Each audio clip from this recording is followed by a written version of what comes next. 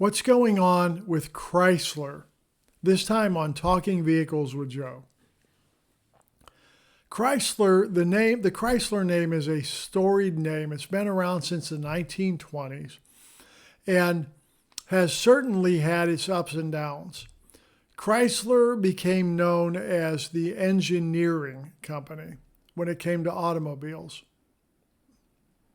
and had some of the finest engineering breakthroughs and firsts in the automotive industry. But they've always kind of struggled because they've been a very staid and conservative company.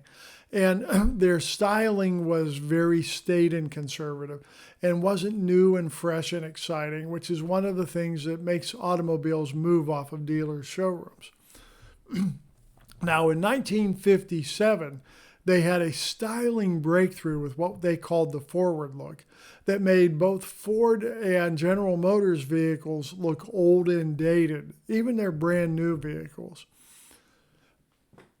But in the early 1960s, Chrysler had a problem. Chrysler ill-timed there was untimely downsizing of their full-size vehicles based on a rumor they heard about General Motors downsizing. And it left their full-size vehicles parked on dealer lots. Sales were absolutely horrific. And it really hurt Chrysler Corporation. It put them into a financial squeeze that they struggled for years to get out of. Well, in 1965, they restyled their cars, and fortunately, sales picked up. Plymouth moved back into third place in sales, and Dodge came along great. Chrysler was doing good. And it gave the company enough of a shot of capital that it could soldier on. Unfortunately, in 1973, Chrysler had just redesigned its full-size cars. In 1969, they introduced what they called the fuselage styling, and they were very successful. They did well for Chrysler. It looked like Chrysler was on the road to recovery and was going to do well. But in 1973, for the 1974 model year, Chrysler restyled their cars and proudly proclaimed that they only produced big cars. Well, this came along just as the first oil embargo from the Middle East occurred, making people much more conscious about gas mileage and saving gasoline. And of course, the big Chryslers did anything but that.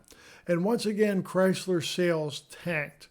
And the very fragile recovery that Chrysler had experienced from their 1965 through 1973 vehicles was once again in jeopardy.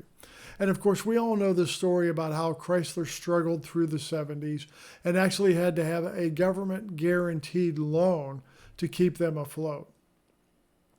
Well, in the 1980s, of course, Lee Iacocca had taken over, brought out the K car. And say what you want about the K car, it saved Chrysler Corporation and was a great car for the times. It was mere transportation, but it was efficient. It was a reasonable size, reasonable reliability, and really put Chrysler Corporation a long way towards righting the ship. And Chrysler was able to, with that platform, do many, many variants, that, including the minivan, that once again got Chrysler going the right direction. By the early 1990s, that styling had gotten very old, and Chrysler sales were once again lagging. And Chrysler introduced the cab forward type of design for their 1994 vehicles, for their 1994 full-size vehicles. Again, a good shot in the arm. So as you can see, through the years, Chrysler has had its ups and downs.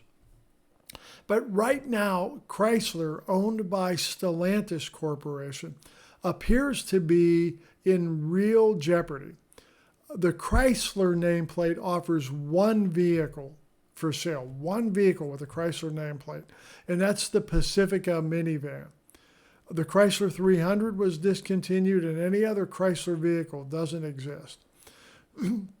Now, of course, Stellantis owns Dodge, which is having its own struggles we won't go into right now, Jeep, which is having its own struggles, and Ram trucks. And Ram trucks appear to be doing pretty well. I think that's kind of the plum for Stellantis right now.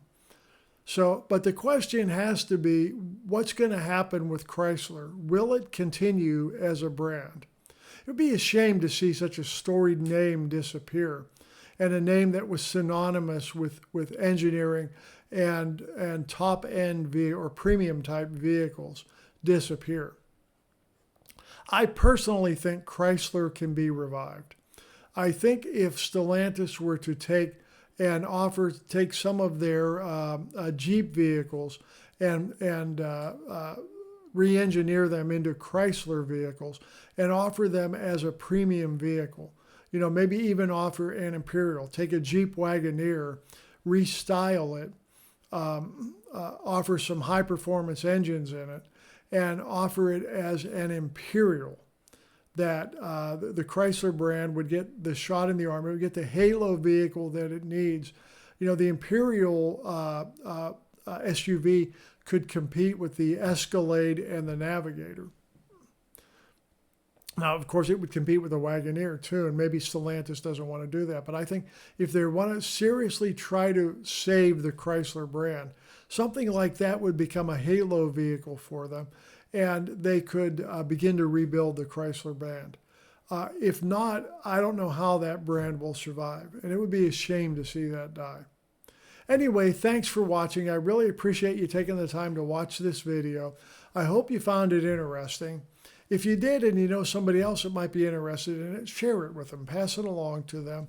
If you're not a subscriber, please subscribe.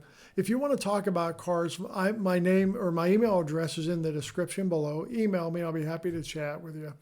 Make sure if you're subscribed to hit the notification bell so that you see new videos I post every Friday. Thanks for watching. We'll see you next Friday on Talking Vehicles with Joe.